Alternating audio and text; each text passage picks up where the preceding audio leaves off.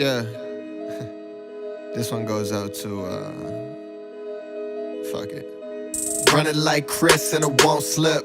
Give a fuck about a bitch, I'm too focused. Only care about the money, that's the motive. Everything else in life, I don't know this. Running like Chris and it won't slip. Give a fuck about a bitch, I'm too focused. Only care about the money, that's the motive. Everything else in life, I don't know this. So it's essentially a couple of days since we've been back in the office from being away for a while, in the sense that I was away for 2 weeks in Scotland, etc. I'd like to hit you just on general principles for I. And then a week in Sydney, and I had like 2 or 3 days in between in Melbourne. These experiences. Say, Goldie! Not sleep. Who's had a night when you're totally exhausted, you barely keep your eyes open, boom! Something happened, you're awake all night. Who's had a night like that? Me! What's going through my head at the moment is wanting explosive business growth.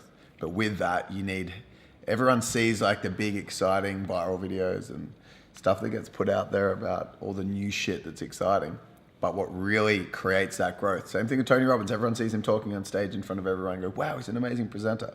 The reason his business is massive is because he hammers the work. So from the back end point of view, he's head down, bum up, pushing through projects to completion that helps with the delivery, operations, finance, HR side of the business. And so for us, there's so many projects that we want to get done at the moment.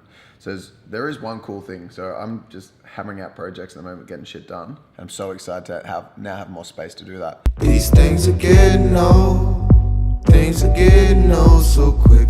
You don't even know. You don't even notice it. Yeah, you don't. You don't. You don't. You don't. You don't. You don't. You don't even notice it. Yeah, you don't. You don't. You don't.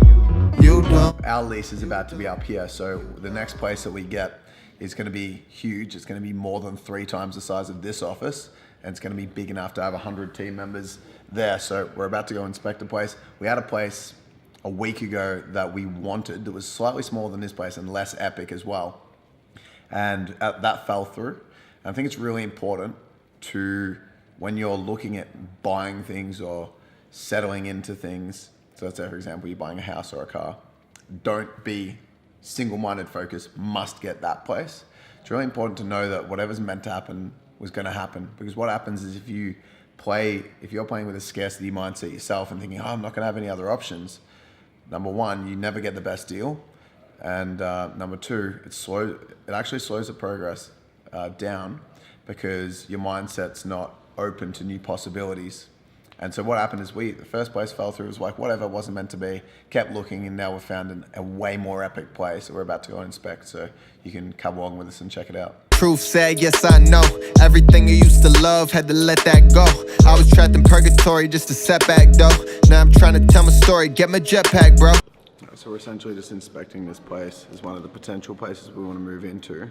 Just looking at the layout to make sure we can fit in the team that we want to grow into. And so we've already been brainstorming with the layout and the floor plan that we had online, but to come in and see like the actual, get a feel for the size is really important. So just like scoping it out at the moment and thinking where we'd put walls and how we'd actually have the place look and feel and be set up for optimal efficiency and fun, and to have the place like fucking an epic place to work, essentially. I'm just way above the bullshit, high up in the stratosphere, putting people in their places, feeling like I'm Vladimir, rushing across the bases, so amazing, I'm the highest tier, staying in my hometown's fatal, I ain't dying here. Yeah. Running like Chris and it won't slip. Give a fuck about a bitch, I'm too focused. Only care about the money, that's the motive. Everything else in life, I don't know that. So Nathaniel James Elliott has said, any tips on finding a mentor? Now this is really important, and there's no point jumping into something you know nothing about and pursuing it without some kind of guidance from someone that's an expert in that field, that space. Anytime I learn a new skill, I'll go to do a new activity. Let's say, for example, I went to the snow recently for the first time. Before I went to the snow, I watched some YouTube tutorials. I wanted to get a basic gist, because I could spend all day fucking around trying to figure it out. I could get some basic pieces of advice, shortcut the journey. The same thing goes with business. So finding a mentor is really important. There's 2 things that you should do.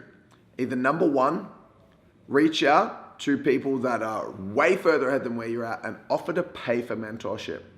A great way to get the first meeting started is to offer to give money to charity on behalf of the mentor you want to catch up with. And then after that, say, hey, I'm looking for a mentor. I'm happy to pay for that mentorship. And most of the time, if you find somebody that's not a commercial mentor, so they're an expert at something and they don't do mentorship normally, they'll usually just say, no, don't worry about it. However, if you can join a program or a course or a mastermind that costs money, I invest at least over $300,000 a year in my education and mentorship and coaching for myself and for our business, minimum.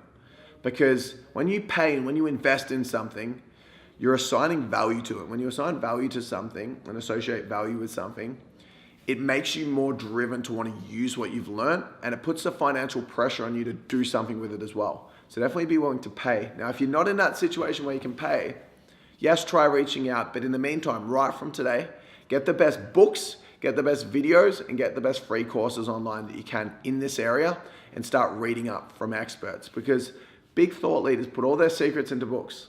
There's nothing else you need. It's just more in-depth and more personal when you pay for a course. So you can get access to the same information through books. Read books of people that have the results that you want. And that can be the best mentorship you get without money. Run it like Chris and I won't slip. Give a fuck about a bitch, I'm too focused. Only care about the money, that's the motive. Everything else in life, I don't know that.